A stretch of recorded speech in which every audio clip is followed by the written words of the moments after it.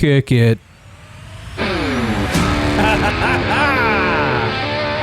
Welcome, ladies and gentlemen, to another fun and exciting episode of Hardheaded. With me, as always, the infamous Matt Amos. To my right, Chet Sears. And I am Three Shot, a.k.a. Troy Trussell. That's the Three Amigos. What does infamous mean? Like they're famous. In. Chet, I've been waiting on this day for like 6 days. Okay. What is on your mind, sir? This could be a rant. I'm going to try to calm myself down. I'm ready. I'm ready for White lines on the road and how people don't know what they mean. Oh, this is good. Just burns me up. It happens too often. And I'm just going to have to say some things to the people of Wichita, Kansas about your lack of understanding white lines on a road. And it may be in your neighborhood too. I don't know, wherever you're listening in podcast world. But the you're looking at me like, oh no, I'm a Wichita driver. I'm probably do this. My truck doesn't let me. Go ahead. I know exactly what you're going to say because my wife and I had an argument about this a week ago. Well, there's a couple things. Number one, merging. The people of Wichita feel that they should have merged onto whatever road they're trying to merge onto before the solid white line ends, and then the dashes. They're like premature mergers. Like they have to merge fast. Like they're not going to use the lane to get up there. They're just going to go, getting on the interstate, getting on your turn. You're from a right hand turn lane. You turn right, and then you get I'm crossing solid white lines.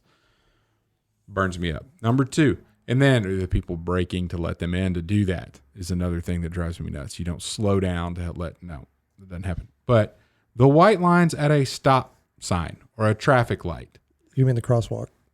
No, the way it's designed is there's a crosswalk, but then before that, there is actually a white line where you should stop. That's the line to stop for the crosswalk. Guilty. To stop for the traffic light. You don't stop for the crosswalk. That's where you stop for the traffic light. I stopped for the crosswalk. I don't know what white line you're talking about. Jeez. In Matt's defense, a lot of them are pretty worn down in most places. Well, here, crosswalk, and then you have this big line. I'll put this awesome graphic. I consider that part of the crosswalk. You stop before that line. Yeah, but that's because you don't want to hit the people in the crosswalk. That's fine. But I don't use it because of the light. You stay there though until it turns green. Yes. Then we're okay. You can stop for whatever you want to stop there for. As long as you're stopping there, it's okay. Okay, so let me ask you this, because I was driving to work the other day, and some lady had driven over that line, like into the crosswalk, and so she's in the turn right, lane to turn right, and I'm right behind her. She throws it in reverse and starts backing up. And I'm like, and I'm still slowing down at this point. And I've already made my decision. Like I've calculated how much distance I need to stop, not to rear end her. But then she starts backing up, and then I've got to start braking harder and faster. And then my dog in the back is like, dude, what's going on? You're braking too fast. And now I'm basically thrown into the seat. That's bad. So don't back up. So if you get to that line and you're over it, you've already made your mistake. Do not back up. Accept it and don't back up. But that'd be your last time. Never cross that line again. Like that's got to stop. Like there's a 4-way stop sign not too far from my house that I have to go through all the time. And like there are people that just blow. They're like, I'm supposed to stop where my bumper would rub up against the car going across the intersection. Like there's like no lines don't matter. I'm just going to pull up as far as I can not to get hit and not get hit. That's got to stop, people. I'm telling you, it's wearing me out. It's no laughing matter. No, and I will say because you do it. You're guilty. I could see. I am guilty. So, I will say, one of the worst ones is that new on ramp that they just did with the 235 Kellogg interchange. So when you're going north on 235 and you get off to go west on Kellogg, it takes you up that big ramp. Yeah. You go over it, and then that solid white line lasts almost until you get to dang near Walmart. And it's a solid white line. You're not supposed to cross it. But then I've got people in front of me going this way, people behind me. And then when I actually get up there to try to merge in, everybody's already there. It just creates a cluster in traffic. I know, but so you don't change your behavior though. I don't. We have to get other people to change their behavior because our society is breaking down. It's just so evident. There are rules and they need to be followed. We don't need to come up with a new set of rules that go against what all of our training is and where everybody else in the world actually treats that kind of stuff. And I'll get behind you there. And I'm going to guess that probably 99% of those people also chew with their mouth open or eat or probably and talk at the same time or bite their spoons. They or were probably fans of the Tampa Bay too. And they were, wanting them to win the Super Bowl. Bunch of those kind of people. Yeah, that's what's been on my. I see it it's getting worse, and we've got to put our foot down and just hey, it's not cool to do that. How can we fight back against this tyranny, Chet? We need a hashtag first. Number that's how one, all society changes is with a hashtag. That's well, right. I don't know, or hash brown or whatever it's called. Hashtag solid white line. Hashtag. I don't know how to do that. I'm hashtag just saying, white lines, which might get you some other traffic. But I think your point of, well, everybody else is doing it now, good. I'm going to have to get it. No, refuse to follow along and just know that you're right. I'm going to stick to my guns. This is the way that the law has me drive. And if everybody would start doing this, start doing it more. And if you don't know, don't cross a solid white line. Like that's not, you're not supposed to do that. So if you're listening to this and you're here for the first time, I forgive you, but we need to change our behavior. Let's get behind this. Let's be civilized. I can definitely get behind that because I typically follow those rules. All right, I'll start following them. Come on, man. He's I mean, he can't pay attention. He's got the ice maker in his freaking car. He's too busy. I'm mixing he's drinks. Too busy making cocktails. Yes. Screw that line. White lines. Oh my gosh. Okay, so that's what's been on my mind lately. It's been pretty frustrating, and it's just not getting any better. It's not. And on my way to work this morning, I happened to catch peak traffic at commute traffic at the heavy populated areas, I guess, and it was just rampant. Like people just go forward before you don't need to stop in this lane to try to turn, put your signal on and literally like almost do like a 90-degree turn to just use the merge lane, like pull forward. So along that line, I know because you're trying to move on, but construction zones, when they narrow it down from 2 lanes or 3 lanes to 1 lane, do you get in line and just follow the line knowing that, hey, it's all the way up there. It might be a half a mile, 3/4 mile up there. Do I go ahead and merge now or are you that guy that keeps in that right lane and passes everybody and then gets all the way to the front and then cuts in? That's a complicated question. I don't think it's that complicated. It has several different scenarios. Which driver are you? Because then that tells me how seriously I'm going to take you on your white line debacle. I will tell you this. If you're driving and you see road construction signs that say right lane closed, merge left, do it. And if they set this up well enough to have time to do that, then go ahead and do it. Oklahoma's notorious for those signs are too late. Like, so you're going to end up with, some people that drive that, route routinely, they know this, they're already over there. But if there's like 3 miles of people in the left lane and then like maybe even you merged, like there's an entrance that you got on past that and everybody's backed up and 2 miles ahead is where the lane's closed, but nobody's in the right lane. They're already merged over to the left. Yeah, you can ease your way down into that. You don't come to a dead stop on an interstate without anything in front of you. You just don't do that. You are asking to get hurt or for other people to hurt you. You need to, and I'm not saying you don't do the speed limit. And normally if you're moving along with not this, oh, I got everybody, I'm going to get way up ahead in the line. You're just I'm going to ease along. It doesn't matter because every person that does that, that's what I'm thinking that they're thinking in their head. This person's like, ha, I'm not going to wait. But if they're going 70 and doing that, that's what they're doing. But what if they're going 35 and they're signaling and if they're already they're looking at everybody? Now, if they're going 35 and they're signaling, no problem with that. I'm a proponent of that. No problem with that. But I'm telling you right now, if you're that guy that's going 70, I'm not that guy. And you're in this little Prius or you're in something, my truck is going to make its way over to that lane and going to block you from going any further. That's just that's one of the things that really I'm not really either anymore. Yeah. I've 2021, like I said, I've been trying to be more positive, and so I'm taking those things, and I'm not yelling at people in my car anymore. It doesn't help you to yell at people while you're in your car. It doesn't. And so I've given that up, and I just said, you know what, maybe they just need to be somewhere more important than I do. Maybe you bring it up on a podcast and people will start to get behind you. Yeah. So to whoever that lady, literally get behind you. Don't pass me. Yeah. Get behind me. Don't pass me. I'm already doing probably over what I should. But I will say, bringing it up on the podcast, if you are that lady that threw it into reverse, I mean, I had trouble forgiving you day of.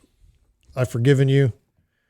Don't do it again, because yes, when your little car is backing up and you've got an F-350 coming up right behind you, that's not probably the brightest thing to do. Sounds like he's a late breaker. So I need to, well, not really. I mean, I just time it. You know, I mean, everybody times their braking distance. Like, oh, okay, I need to time this and I need to start braking here. Okay. I'm fairly decent driver. I mean, for driving with hand controls and having a dog in the back and no legs. I mean, geez. You do well. Jeez. Jeez, cut him some slack, Chet. He's good. He's a good driver. But I forgive I forgive that lady of that day of, though. It was pretty tough. So if she's listening. I've been backed into in a similar scenario. I was already stopped. Like everybody came to a stop, and then the person in front of me is like, I'm going to back up now. He was probably about 102 years old and shouldn't have been on the road. But all he did was bust that little license plate bracket on my front bumper. So this is when I need to get in on my vehicle upgrades and get that bumper put on there. And then, hey, back up all you want, because you're going to tear your stuff up, not mine. I don't care. I'll just spray paint it. All right. So anyway. But then, so legally speaking, because typically if you run into the back of somebody, am I legally responsible because I was too close? I don't know. In my situation, I saw him start to do it, and I was gonna start backing up, but I even put it in reverse. But there was a FedEx truck right behind me, and no room. So I'm like, well, here we go. I'll be the one that gets hit. I'm not gonna hit a FedEx truck just to avoid getting backed into. There's a guy driving a Toyota Tacoma too, or a Tundra. There you go.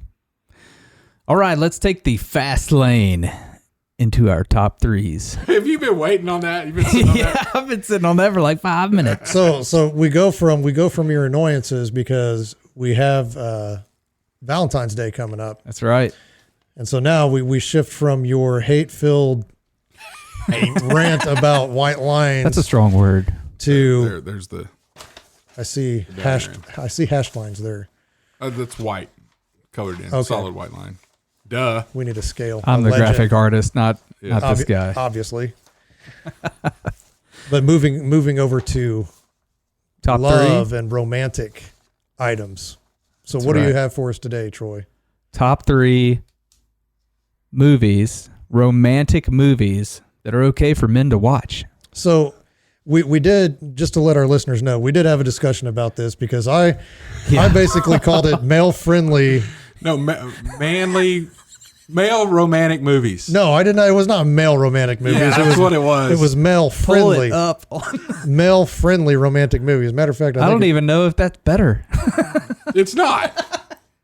Yeah, it actually male says, friendly romantic movies. So basically, what I was trying to get from that was movies that guys enjoyed watching with their significant other. That their significant others like, oh, that could potentially be a romance story. I'll watch this with you. Yeah. But now we'll both be glad that we watched the movie. Yes. So now we've changed it to romantic movies for Valentine's Day that both men and women would enjoy watching. Well, that was just, and you told me this morning that was too long of a title. Yeah. Well, but now we're using it. Now we're monopolizing 30 seconds talking about it. Yeah, well, let's get into it. Chet, what you got on your number three? I'm going to fact check Matt on what did we actually use 30 seconds or not, because he's into fact checking. Jiff. So, number 3, Last of the Mohicans. I get behind that. All right. It's got a love story in it. And, it's been a while. Number 2. Is that because it was on the screen like last week? I don't know. We started that. So here in the office during lunchtime, I'll typically flip on the movie or something. Yeah, Netflix or something like that, and just put something on, or YouTube, whatever. And YouTube now has movies available that you can watch. That was Dances with Wolves. Oh, that was Dances with Wolves. Yeah. Yeah, I didn't know So what I'm you were thinking, talking about. okay, yeah, so I'm thinking okay, now I'm on track with you because I was thinking. Yeah. So, number 2, The Saint. Yeah. With Val Kilmer and Elizabeth Shue. Yep. That's a good little romance, but kind of like a spy action movie. Yeah. I can see that. Number 1, Red Dawn. Okay. Romance? Dude, the remember the Air Force colonel get shot down? Yeah. Yeah. That Leah, what's her face character? Leah Thompson. Yeah, she falls in love with him.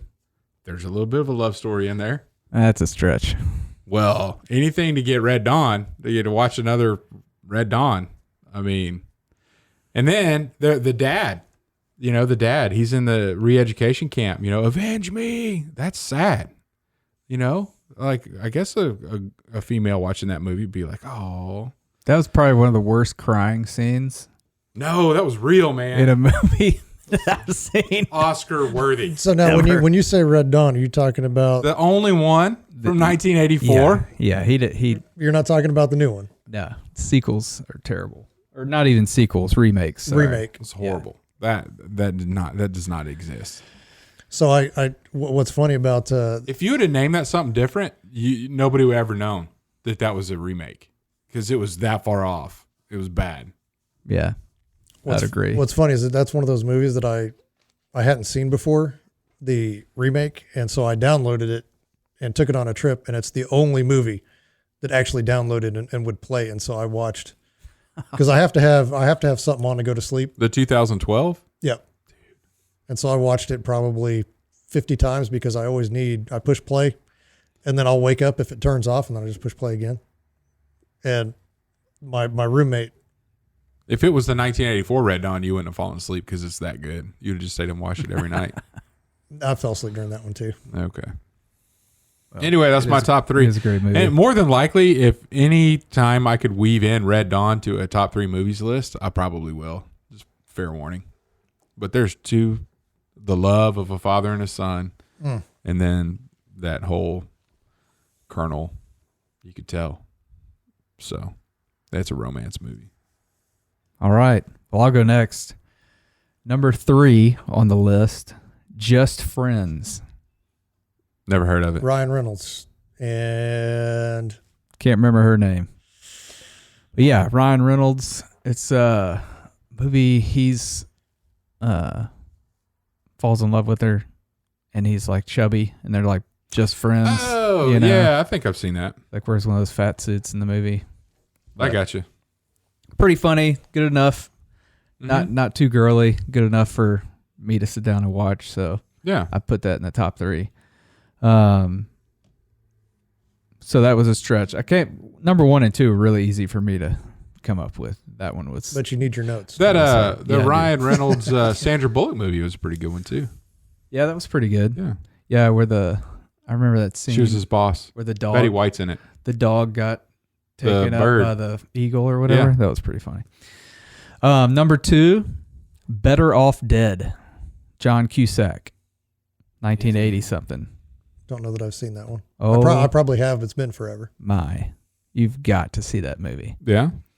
You've never seen that movie either? Oh my gosh. All right. They have to watch Better Off Dead by the next podcast. Maybe. It's a great movie. Gonna be pretty busy this week. Yeah. Well, anyway, he has a love interest throughout the whole thing and meets a foreign exchange student. It's just great. You got to watch it. It's got skiing in it, like snow skiing down a mountain. It's great. And number 1 The Princess Bride, by Ooh. far. That is Yeah. number one romantic comedy that man and woman will just, and children alike, will just love that movie. My wife hates it. Except for your wife. But I will agree because I like it. There's so many quotable moments. As you wish. Yes. Yeah. So it's kind of like the Seinfeld of movies. You can pull out a quote from for almost anything. I hear Billy Crystal didn't even have a script. They just gave him a scenario and started recording. And all his little quips and all that kind of stuff were just made up. Yeah, I don't doubt that. Yeah. Yeah, really good. Love that movie. This is a good movie. I've seen it a couple times. Yeah. All right, Matt, fire away. All right. So since you guys basically nuked my labels and you went through and then you tried to pigeonhole me into romantic comedies and whatever. These could be anything. Yeah. So my number one romantic movie for me of all time, Braveheart. I could definitely see that. Okay. So the whole reason is, I mean, it's that girl, Yeah. Yeah. you know, and I mean, there's Big not, time. and there's not too many people out there that are going to say, I'm not going to watch that. It's just all around one of the best movies of all time. There's a lot of people out there that are just going to say, because and I know I have some movies on the list that are in the same boat. Hey, honey, it's Valentine's Day. Let's snuggle up and watch a movie. Oh, yeah. Let's get Braveheart. Let's Heck yeah. Yeah. Yep. Sit down for about 3.5 hours. Right. It's a good time. Number two, The Wedding Singer. Okay. Yeah. Yeah. So I can watch that movie anytime. It doesn't matter. Adam Sandler is a genius when it comes to melding romance that men will watch and women will like to watch. Yeah. And good comedy. Yeah. Yeah. Yeah. Agreed. Good one. And there's a lot of quotable moments from that movie as well. Oh, yeah. From all his movies. Yes. Which Sneaky. gives me into number three, 50 First Dates. Okay. So Adam Sandler and Drew Barrymore, they have that perfect on-screen chemistry, much like Right. Adam Sandler and Jennifer Aniston. The movies that they've made together have all been incredible. And their movies almost made the list, but I grew up. I can't believe this is actually happening. This is one of those moments. We're sitting here listening to Matt Amos talk about the romantic chemistry between Adam Sandler and... It's not romantic chemistry. It's on-screen chemistry. On-screen romantic chemistry. Yeah. What kind of conversation have you had with Matt? Well, there was this time that he was in Afghanistan and da-da-da-da. And that other conversation where he was like, man, those two actors have really good chemistry on screen together. I'm a very diverse, well-rounded individual. Yes. But 50 First Dates, I mean, it's funny.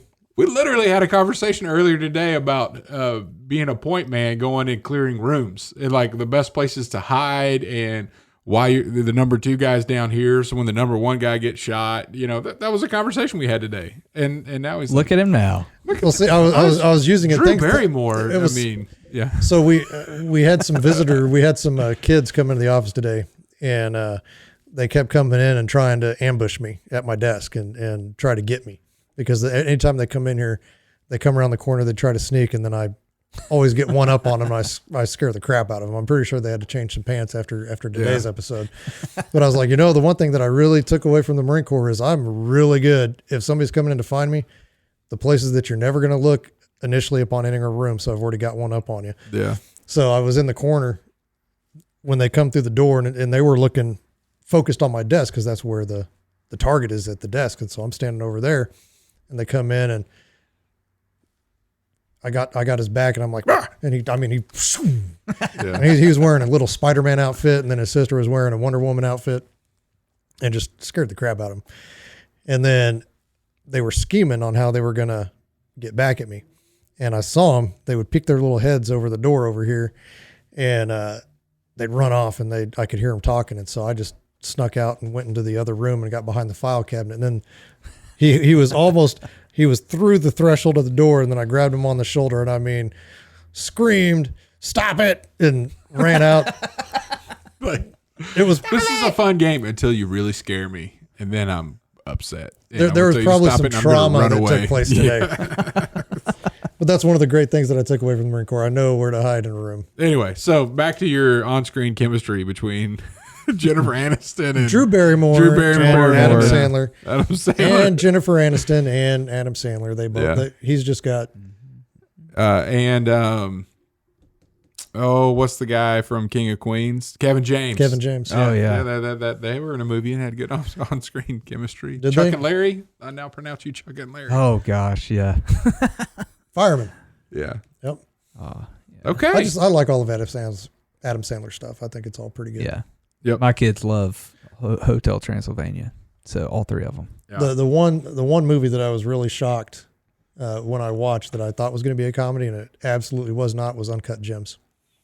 Oh yeah, that's his new one. That I haven't seen it yet. Oh, well, it's not a comedy. Well, when the Oscars came out this past year, everybody was really upset that he didn't get best male performance. It was really good. I haven't seen it yet. Super good movie. I do want to see it. Very twisted. Good movie though. Yeah, heard he did really well.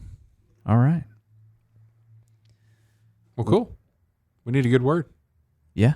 Who's got the good word today? I've got the good word today. All right. So good save, Troy. And over to whoever has the good word. Yeah, whoever's got it. That's right. So I've been looking at, and it's kind of funny because I'm talking about this as I've got an argument between two people going on Facebook and my notifications have been going all afternoon. But the good word for today, I'm going back to Genesis 11:6. And with the political division that we've seen and just everybody kind of at each other's throats pretty much nonstop, on social media, it's become apparent that our leaders have kind of set that tone. They're put in that position for a reason, but if they're fighting, the people are going to be fighting. If they join together and say, hey, we can work on this. And kind of one of the things was I saw where, this whole Reddit, Wall Street stock thing has been going a few weeks ago. Yeah, has been going on. And something popped up that AOC said that, I think that this should be investigated or whatever. And then Ted Cruz said, I agree with her. I agree with you, and then she says, you don't talk to me. You almost had me murdered. Yeah. Right? I was the one that told you about it because he's like, I think the world's getting better because Ted Cruz and AOC agree on something that I agree with. And I said, no, well, just see what she said to Ted after that, and she's like, well, don't. And it was like this triangle of AOC, Ted Cruz, and then Don Jr. Basically, they all said the same thing. And it's like, oh, we found something that we can agree on. And then all of a sudden, Olive Branch extended, and then she nukes it. Like with you're not allowed to agree with me because you tried to have me killed. So, and it's fine for those things, back in the, kind of like in the Marine Corps, kind of the saying was, praise in public, punish in private. So if you've got those conversations where you don't agree with somebody, you can have those conversations in private, but don't air that out in front of everybody, especially if you're a leader, because you're supposed to be setting the example of what the country is supposed to follow. And if you guys aren't working together, then the people aren't going to be willing to work together, and those divisions are going to last. And so I think we need to put a lot more pressure on our leaders to lead in a positive manner, in a way that brings people together rather than a divisive manner. And so it brought me back because I was going through and I actually heard this, so I'm kind of stealing part of this from the Unashamed podcast with Jason Robertson and Phil Robertson. And Al, and Al, and they were talking about this, and it was the Tower of Babel. And so for those who don't know, if you're going to look it up on Wikipedia calls it an origin myth. And I tried to get in and edit that, but it's prevented from being edited. So basically these people were building a tower, to the heavens, basically, and to glorify themselves. Right. And it said, but the Lord, so this is Genesis 11:5, and it says, but the Lord came down to see the city and the tower the people were building. The Lord said, if as one people speaking the same language they had begun to do this, then nothing they plan to do will be impossible for them. So basically that's saying that if we're all on the same page, we're speaking the same language, so to speak, there's nothing that we can't do together. And I think that those politicians, our leadership in this country need to take that and say, hey, we all need to get on the same page. Let's talk about the things that we can agree on. As stupid as something like, Redditors challenging Wall Street might be, and taking them for billions of dollars. Right. But it's people working together. And then, when these apps shut people down from trading and them saying this needs to be investigated, hey, we found something that we agree on. Let's talk about that. We don't need to be divisive right now. We're already divided enough as it is. Let's use this as a building block for larger things. And let's work on little problems instead of trying to tackle all the big ones that divide people so much and taking all those on at one time. So I think we should find things that people can work together on, and then throw in a tough one once we've mended relationships. I think one of the more difficult things there, and I'm not going to pick on you too much but the lofty goal of having our politicians do that is probably harder than saying, we need to be doing that. And I've noticed you this year. So the whole reason that I didn't go there yet is because I'm saving that for another podcast. Okay. All right. So that's why be quiet. That's why I haven't gone there yet. But because I don't think that we had enough time on this podcast and doing it under a good word, because it's more of what's been on my mind as part of 2021. But I'll give an example of similar to what I'm talking about. And a few weeks ago in Wichita, there was a fight. Not like a fist fight, but a pretty big argument with our mayor and one of the city councilmen. And the next Monday, because our local talk radio has a Mondays with a mayor deal, they brought that up. Dude, he didn't act well at all. The mayor and the councilman didn't either. But, the mayor was visibly shaken up, like threw a stack of papers at the guy. And it kind of got brought up, fireworks at the meeting. And he went in to say a number of things that, he was wrong, other than saying, I was wrong. I'm sorry. I shouldn't treat somebody that disagrees with me that way. It was more along the lines of, that was bad behavior. Yeah, everybody knows that was bad behavior. But not just a lack of ownership of taking it. And a lot of times I see that we take we don't take ownership over our own behavior too, and expect that out of a lot of other people.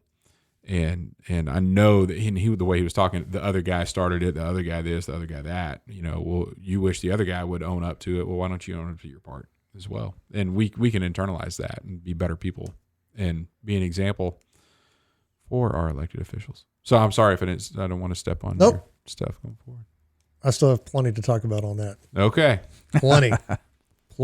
Well, I like that. Genesis 11:5 and talking about 11:5 and 6. 5 and 6 and how powerful people can be if they're all on the same page, playing from the same sheet of music. If you want another analogy. Yeah. And like your whole Seinfeld thing, there's a Seinfeld episode for that. Like, Bible covers that. The Bible covers that. That's true. Bible has a story on that. Yep. Bible covers that. I love it. Very true. What movie was that with Mike Myers? So I Married an Axe Murderer? No, he's the guru. Oh, was that Gold Member 3 or whatever? Was that the one that ended his career, his film career? Maybe. I think it was The Guru. That was the name of it. Yeah, it might have been The Guru. Yeah. Yeah, I don't think I saw that one. But he was going through all these T-shirts that they were trying to sell for his ashram, and one of them was BIBLE, Basic Instructions Before Leaving Earth, TM. So I don't know if I can use it, but he had it TM on the movie, so I'm sure he's got it taken in real life too. Yeah, okay. That's pretty good. Well, good deal. Thank you for that good word. Yes, sir. Let's hear some music. Take it on out. You got it. You're supposed to take us out. All right. Thanks again, ladies and gentlemen, for tuning in to another episode of Hardheaded. Yes. Why don't you tune in on Rumble, YouTube, anywhere you can listen to a Spotify, podcast. Apple, anywhere you can Zencast. listen. Yeah, and don't forget to drop us a comment while you're listening and watching, and give us a review on Apple Podcasts, because that helps us get the word out. And name some movies in the top 3 to help our listeners get some that aren't going to cause an argument with their wife, like Red Dawn will. Yeah, please.